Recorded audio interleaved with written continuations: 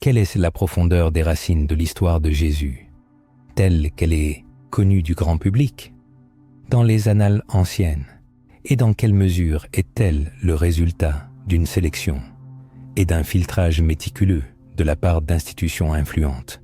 Imaginons qu'il existe des chapitres secrets de sa biographie, que l'Église a méticuleusement tenté d'effacer de la mémoire, car la vérité cachée dans ces années pourrait radicalement transformer la perception que l'on a de lui, de la foi et des fondements même de la spiritualité. Et si ces années manquantes contenaient non seulement des détails sur ses voyages, mais aussi des connaissances profondes qu'il aurait accumulées, des connaissances si radicales et transformatrices que les puissants craignaient qu'elles ne minent leur contrôle. Aujourd'hui, nous nous embarquons dans un voyage à travers l'un des plus grands mystères de tous les temps. Et restez avec nous jusqu'à la fin, car la dernière révélation est la plus importante de toutes. Elle ne fait pas seulement douter de l'histoire acceptée, mais elle est aussi capable de changer votre compréhension de Jésus et de sa véritable mission. La Bible, telle que nous la connaissons aujourd'hui, n'offre qu'une représentation fragmentaire de Jésus. On nous parle de sa naissance miraculeuse, d'un unique épisode de son adolescence à l'âge de 12 ans, où il étonne les maîtres du temple par sa sagesse. Puis, le silence s'installe, un silence pesant. 18 années entières de sa vie sont complètement absentes des évangiles, jusqu'à ce qu'il réapparaisse soudainement à l'âge de 30 ans, prêchant, rassemblant des disciples et accomplissant des miracles. Que s'est-il passé pendant ces années? Où était-il? Et pourquoi cette période a-t-elle été dissimulée sous le voile d'un silence séculaire? De nombreux historiens et chercheurs spirituels sont convaincus que les années perdues de Jésus sont l'un des secrets les mieux gardés de l'histoire. Des textes anciens, des évangiles interdits et des traditions oubliées suggèrent des voyages bien au-delà des modestes villes de Galilée. Certains supposent qu'il a visité l'Égypte, d'autres l'Inde, le Tibet ou même des terres inconnues du monde romain. On raconte qu'il a étudié auprès de mystiques, de prêtres et de sages, absorbant la sagesse ésotérique la plus profonde du monde antique. Imaginez Jésus conversant avec des maîtres hindous, étudiant la philosophie de la réincarnation ou visitant les temples d'Égypte, écoutant les échos des enseignements hermétiques. Et s'il avait ramené tout cela en Terre Sainte, le combinant en message d'amour et de libération si puissant que les autorités religieuses furent incapables de le contenir. Le silence des évangiles n'est pas fortuit. L'Église primitive, cherchant à établir un récit de contrôle, a méticuleusement sélectionné ce qu'il fallait inclure et ce qu'il fallait omettre. Le concile de Nicée au IVe siècle, motivé à la fois par des ambitions politiques et des convictions religieuses, a rejeté de nombreux évangiles et écrits qui présentaient une image plus complexe, mystique et universelle du Christ. Est-il possible que les années manquantes aient été délibérément oubliées pour préserver une histoire plus commode, qui mettait moins l'accent sur la sagesse universelle et davantage sur l'obéissance à l'autorité? Le philosophe indien Swami Abhedananda, lors de ses voyages au Tibet au début du XXe siècle, a rapporté la découverte d'anciens manuscrits qui racontaient l'histoire d'un jeune prophète nommé Issa, venu d'Occident et ayant étudié les lois de la compassion et les Védas auprès de maîtres hindous et bouddhistes. De même, le voyageur russe Nicolas Notovitch, au XIXe siècle, affirmait avoir trouvé des récits au monastère de Hemis, au Ladakh, décrivant la vie d'Issa, identifiée à Jésus, précisément durant les années absentes de la Bible. Bien que ces deux affirmations aient suscité la controverse, elles stimulent l'imagination. Pourquoi des histoires sur Jésus seraient-elles apparues dans des traditions si éloignées de la Judée s'il n'y avait eu aucun lien? Et si Jésus, contrairement à l'opinion communément admise, avait voyagé en Orient, où il se serait imprégné des enseignements sur la réincarnation, la méditation et la non-violence? Comment cela aurait-il influencé notre compréhension de ses prédications ultérieures? La célèbre sermon sur la montagne ne recèlerait-elle pas des échos de la philosophie orientale? Son appel à la compassion, à l'humilité et à la transformation intérieure ne reflèterait-il pas non seulement l'héritage judaïque, mais aussi une sagesse universelle? C'est là que réside l'inconfortable vérité. La reconnaissance par l'Église de ces liens aurait miné son monopole sur la vérité.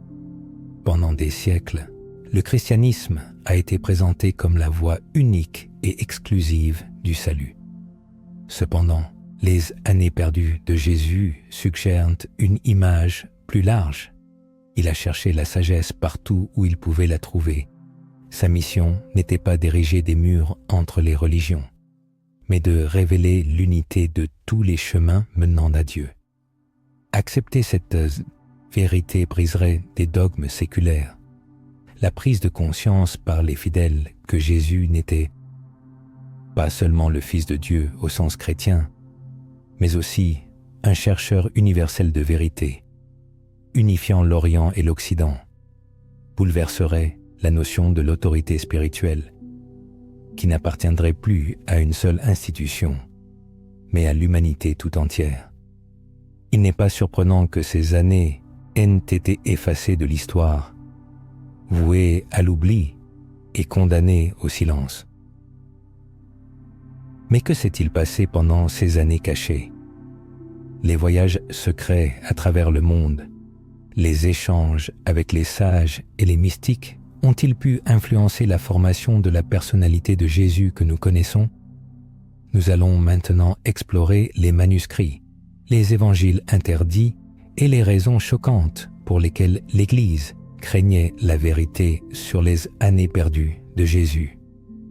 Et rappelez-vous, la dernière révélation pourrait être la plus sensationnelle.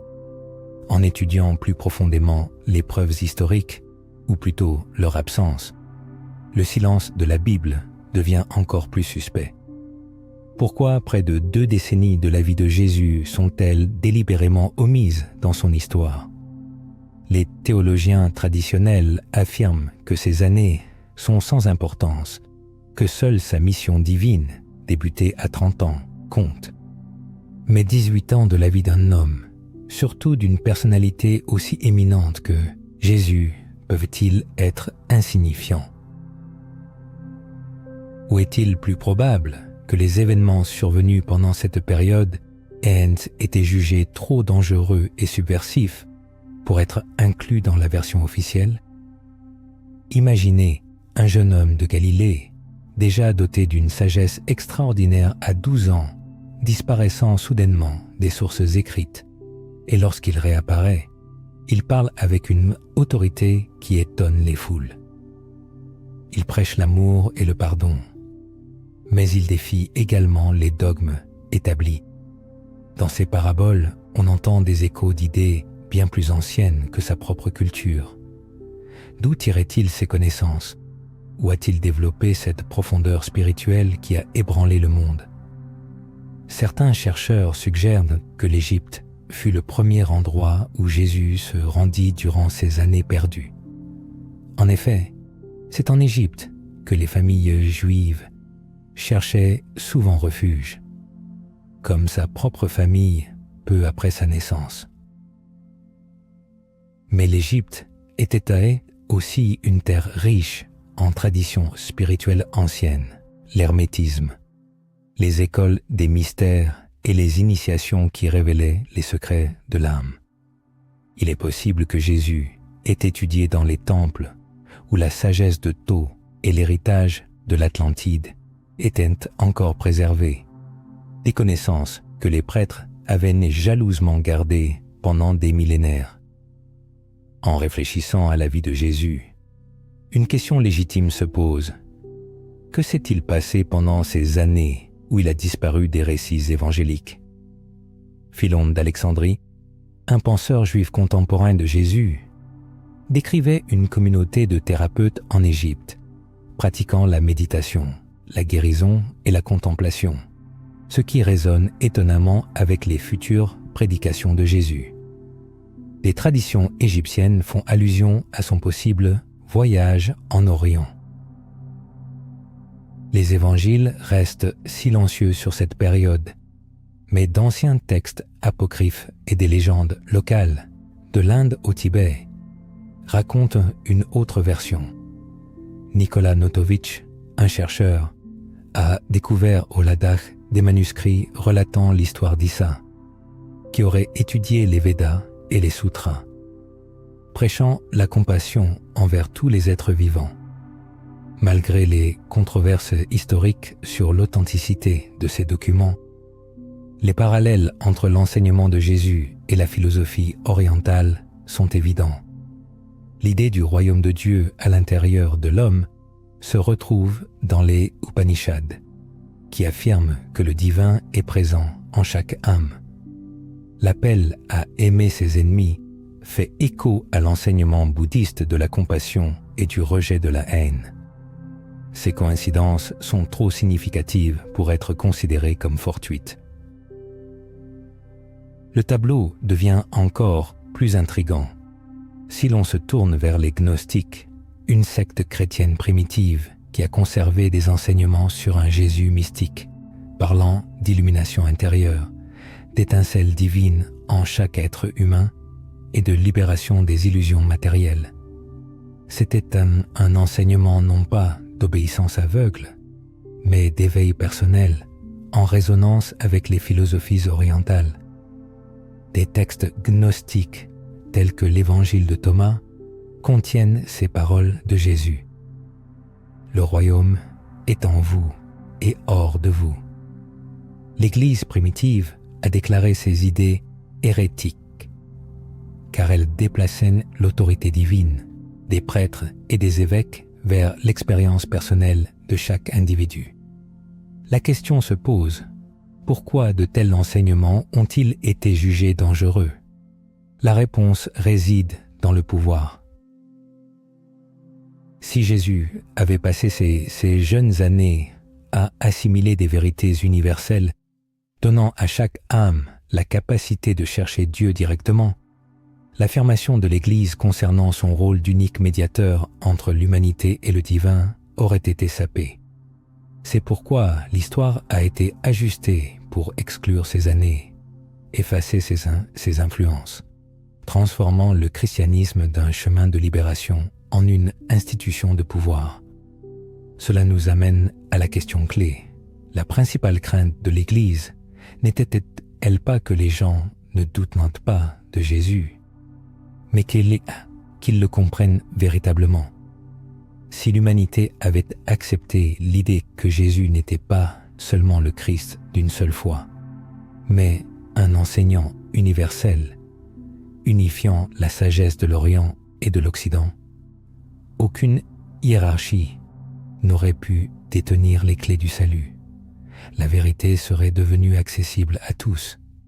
Il convient également de noter le caractère radical de son message. De retour à l'âge de 30 ans, Jésus a ouvertement défié les pharisiens et les sadducéens, rejetant leur interprétation rigide de la loi. Il guérissait le jour du sabbat, pardonnait les pécheurs et acceptait les exclus de la société. Cet enseignement n'est pas celui d'un homme limité par les cadres étroits de son temps, mais celui d'un être qui a vu une image plus large de la spiritualité humaine, qui a communiqué avec des sages, a appris la sagesse de différentes terres et est revenu vers son peuple avec un message capable d'allumer la liberté dans l'âme. Au fond de nous, une question persiste. Et si c'était vrai? Et si les années manquantes de la vie de Jésus cachaient non seulement un vide dans l'histoire, mais la clé pour comprendre sa véritable essence, ce secret pourrait être plus important que n'importe quel miracle, car il éclaire le processus de formation de Jésus en tant que maître tel que nous le connaissons.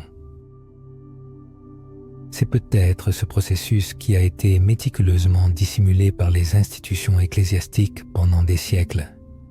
Il est permis de se demander si une partie du parcours de Jésus a été délibérément effacée de l'histoire, quelles autres vérités auraient pu nous être cachées? Quelles autres connaissances sont enfouies sous une épaisse couche de dogmes et de censure? Imaginez un instant ce qui se passerait si le Vatican reconnaissait demain l'authenticité de documents confirmant l'apprentissage de Jésus en Inde ou au Tibet. Comment cela affecterait-il la foi chrétienne? L'affaiblirait-il ou, au contraire, révélerait-il ses racines universelles, l'unissant à la sagesse de toute l'humanité? Cela ébranlerait-il votre foi ou, au contraire, la renforcerait-il en réalisant que le Fils de Dieu a exploré chaque chemin menant au divin? Nous ne faisons qu'entrouvrir le voile du mystère. Nous allons maintenant explorer les évangiles interdits, les écrits censurés et les décisions historiques choquantes qui ont réduit cette histoire au silence. Et souvenez-vous, la révélation la plus importante est encore à venir. Elle relie les années manquantes de la vie de Jésus à une vérité si profonde que l'Église la craignait par-dessus tout. Pour comprendre pourquoi la période d'absence de Jésus est enveloppée d'un silence si épais, il faut se tourner vers les évangiles interdits, des textes qui ont été exclus du canon officiel par l'Église primitive. Ces écrits, restés dans l'ombre pendant des siècles, dépeignent souvent Jésus comme une figure plus mystique, ésotérique et révolutionnaire que l'image sanctionnée par les autorités religieuses. Ils contiennent des enseignements qui n'appellent pas à une obéissance aveugle, mais à une transformation intérieure et à la prise de conscience de sa nature divine, des idées qui auraient pu saper les fondements de l'autorité ecclésiastique. Prenons, par exemple, l'évangile de Thomas, découvert à Nag Hammadi en 1945. Contrairement aux évangiles canoniques, il ne contient pas de récits de miracles ou de crucifixion. Il s'agit plutôt d'une collection de 114 paroles de Jésus, dont beaucoup sont des enseignements secrets qu'il ne partageait qu'avec ses disciples les plus proches. Dans l'un des passages les plus intéressants, il affirme « Le royaume est en vous et hors de vous. Quand vous vous connaîtrez, alors vous serez connus et vous réaliserez que vous êtes les enfants du Père vivant. » Ces mots sonnent radicalement. Ils éliminent le besoin de médiateurs externes et placent la responsabilité du salut directement sur chaque individu.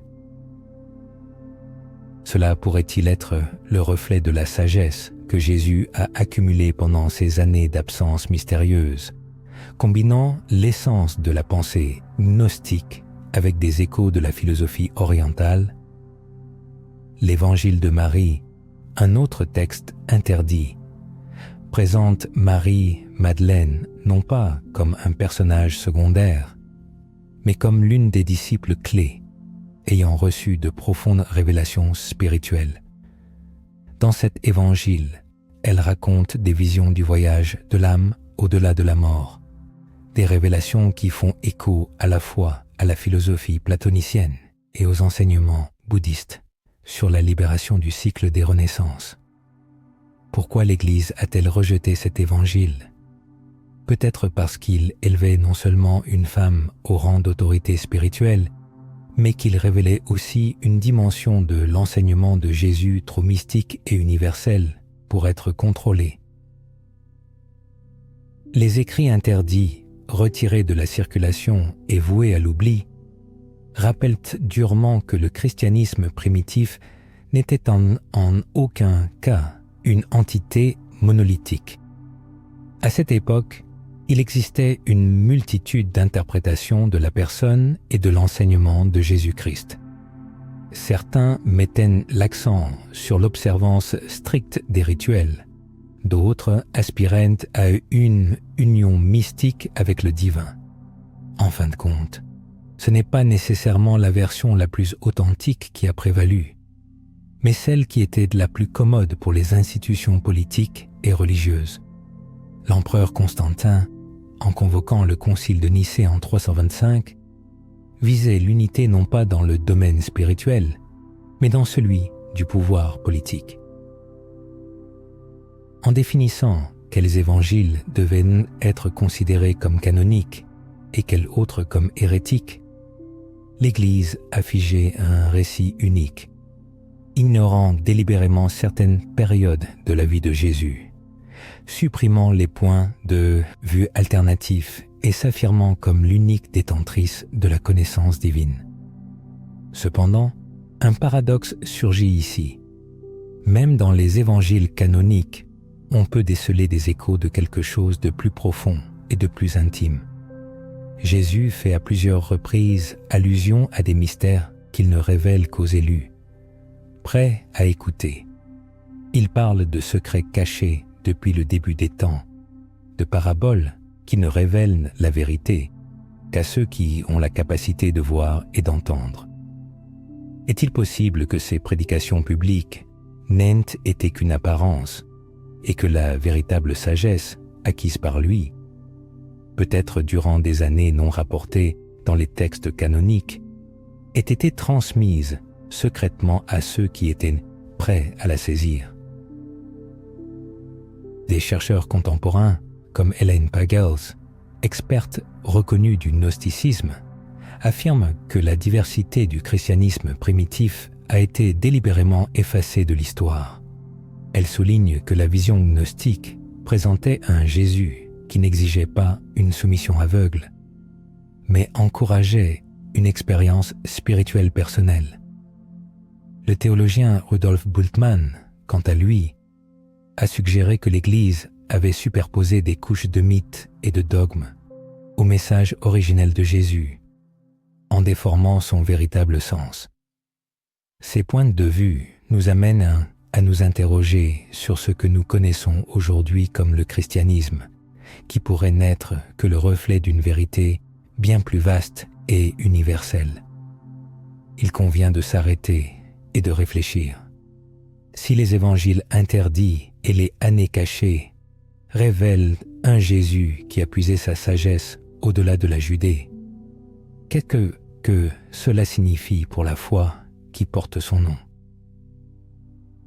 Le christianisme ne pourrait-il pas, en son essence, être bien plus universel, englobant et transformateur que la version étroite qui nous est souvent présentée? Et si tel est le cas, qu'est-ce que cela implique pour nous aujourd'hui? Ne sommes-nous pas invités, dès maintenant, à redécouvrir la plénitude de son message, un message qui dépasse les murs de toute institution? Il est également essentiel de considérer le caractère délibéré de cette suppression. L'Église n'a pas simplement ignoré ces textes, elle a activement cherché à les détruire. Des communautés entières ont été déclarées hérétiques, persécutées et réduites au silence. Les cathares du Moyen-Âge français, par exemple, ont été exterminés pour avoir conservé des enseignements mystiques, faisant écho à la vision gnostique du christianisme. Quelle vérité si dangereuse détenaient-ils? Auraient-ils conservé des vestiges de la sagesse perdue des années cachées? Pourtant, malgré des siècles de répression, des fragments de cette vérité continuent de refaire surface. La découverte des manuscrits de la mer Morte, de la bibliothèque de Nag Hammadi et de nombreux textes apocryphes nous rappellent qu'il est impossible d'enterrer l'histoire à jamais. La vérité a le don de ressurgir, quelle que soit la ferveur avec laquelle on tente de la réprimer. Ces découvertes ne sont pas de simples coïncidences, Elles sont une invitation, peut-être même divine, à regarder plus profondément, à remettre en question ce qui nous a été dit et à chercher la vérité au-delà des dogmes. Croyants, posez-vous la question.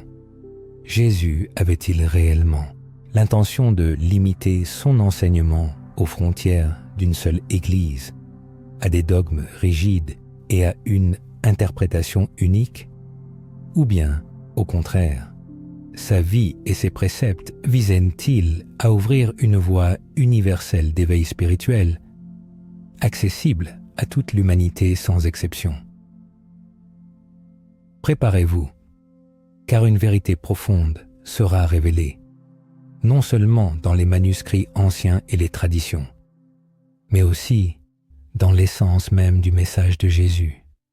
Cette révélation est si puissante qu'elle est capable de dissiper des siècles d'illusions et de présenter au monde une image renouvelée du Christ. Le plus grand mystère des années cachées de Jésus ne réside pas tant dans la géographie de ses voyages ou les noms de ses maîtres que dans la sagesse qu'il a acquise et rapportée. C'était une synthèse de connaissances si profonde qu'elle aurait pu unifier l'humanité, effacer les frontières entre les cultures et élever la conscience à des sommets inégalés. C'est précisément cette vérité universelle que l'Église craignait par-dessus tout. Imaginez Jésus revenant à l'âge de 30 ans, après avoir voyagé en Égypte, où il a étudié l'héritage des mystères hermétiques. Il a visité l'Orient, où il a maîtrisé l'art de la méditation, le concept de réincarnation et les principes de la compassion auprès des sages hindous et bouddhistes. Il a étudié en profondeur la loi de Moïse, les psaumes de David et les écrits prophétiques. Et maintenant, il unit toutes ces connaissances en une compréhension unique. Chaque âme porte en elle une étincelle divine. Chaque être humain est capable de s'éveiller à l'unité divine. Et l'amour est la force universelle qui relie tout l'univers. Cette vérité recelait un potentiel immense. Elle s'adressait aux démunis et aux opprimés, offrant une libération non seulement de l'oppression politique de Rome, mais aussi des chaînes de la peur et de l'ignorance. Elle terrorisait les puissants, car elle donnait du pouvoir aux impuissants, de la dignité aux méprisés, et aux chercheurs de connaissances la possibilité de comprendre sans avoir besoin de la médiation des prêtres. Jésus incarnait ce qu'il avait découvert pendant ses années de pérégrination. Dieu n'est pas lointain et inaccessible. Il n'est pas confiné dans les murs des temples, mais il est présent dans chaque cœur humain, attendant d'être reconnu. Formulons une hypothèse audacieuse. Et si Jésus n'avait pas du tout cherché à fonder une nouvelle religion? Et si sa véritable mission était d'éveiller l'humanité à une voie universelle, à une sagesse éternelle qui imprègne toutes les ecclésiastités, les traditions spirituelles, les mystiques de Tidium, de tous les temps et de toutes les cultures, ont parlé de la même vérité. Le divin est présent en chacun de nous. L'amour est la loi suprême, et la mort n'est qu'un voile cachant la vie éternelle. Peut-être, durant ces années cachées, Jésus a-t-il réalisé que tous les chemins spirituels mènent au même sommet.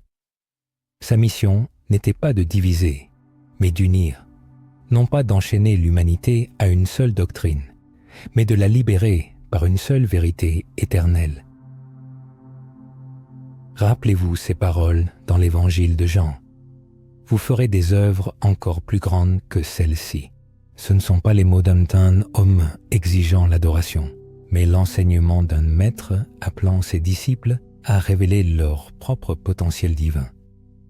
Cependant, l'Église ne pouvait tolérer une telle autonomisation. Si les gens réalisaient qu'ils pouvaient s'adresser directement à Dieu, tout le système de contrôle s'effondrerait. C'est pourquoi les années cachées furent reléguées dans l'oubli, les évangiles indésirables détruits et le récit réécrit de manière plus commode. Obéissance, hiérarchie et soumission. Mais la vérité ne peut être retenue captive. La redécouverte des textes anciens au XXe siècle n'est pas un hasard. L'humanité s'éveille, et avec cet éveil vient le besoin de retrouver ce qui a été perdu. Au plus profond des siècles se cache bien plus que de simples pages biographiques égarées. Les années cachées de Jésus ne sont pas seulement un récit du passé, mais aussi une graine de vérité qui germe dans le présent. Elle s'adresse à quiconque cherche la lumière. Les voyages de Jésus, ses quêtes spirituelles et ses découvertes sont devenues le reflet d'une vérité éternelle. L'étincelle divine sommeille en chaque âme, attendant d'être éveillée. Les années cachées sont une métaphore du voyage spirituel personnel, rempli de questions, de réflexions et d'une quête de sens profond. De même que Jésus a cherché la sagesse auprès des sages et est revenu transformé, chaque être humain est appelé à chercher la connaissance, à l'intégrer dans sa vie et à éveiller la lumière divine en lui. C'est là le secret que l'Église craignait tant. Le message de Jésus n'est pas une foi aveugle, mais un chemin vers la transformation personnelle. Le royaume de Dieu n'est pas une utopie lointaine, mais une réalité qui vit ici et maintenant, dans le cœur de chacun. Le salut n'est pas un ensemble de rituels, mais un éveil à la présence éternelle de Dieu, qui habite déjà l'âme. Il convient de s'arrêter et de méditer. Les années cachées de Jésus ne sont pas un simple fait historique, c'est une prophétie. Elles témoignent que le Christ n'est pas seulement un homme qui a vécu il y a 2000 ans, mais aussi une réalité vivante, capable de renaître en chacun. C'est pourquoi la dernière révélation est la plus importante. La véritable mission de Jésus n'était pas de créer une armée de disciples, mais que chacun devienne un Christ, porteur de la lumière divine dans un monde rempli d'ombre. Et maintenant, la question se pose, que faire de cette connaissance? Rester dans les limites des dogmes habituels ou oser les dépasser, à l'instar de Jésus, en partant à la recherche de la sagesse et en traversant ses propres années cachées, jusqu'à ce que l'éveil à la vérité se produise. En concluant cette exploration, il est important de se souvenir, l'histoire ne se termine jamais. Les manuscrits peuvent être détruits, les temples rasés, et les autorités peuvent tenter d'imposer le silence. Mais la vérité est immortelle. Elle se fraye un chemin à travers les murmures des siècles, se manifeste dans les parchemins oubliés, dans les visions et dans les cœurs en quête de connaissance. Peut-être, en ce moment même, s'est-elle manifestée en vous. Par conséquent, en réfléchissant aux années cachées de Jésus, il convient de se demander non seulement où il était et ce qu'il a fait, mais aussi quelle signification ces années ont personnellement pour vous. La réponse est simple. Elles indiquent un chemin ouvert à chacun, un chemin d'éveil, d'amour et d'unité avec l'Éternel. Et c'est cette vérité que l'Église a soigneusement dissimulée.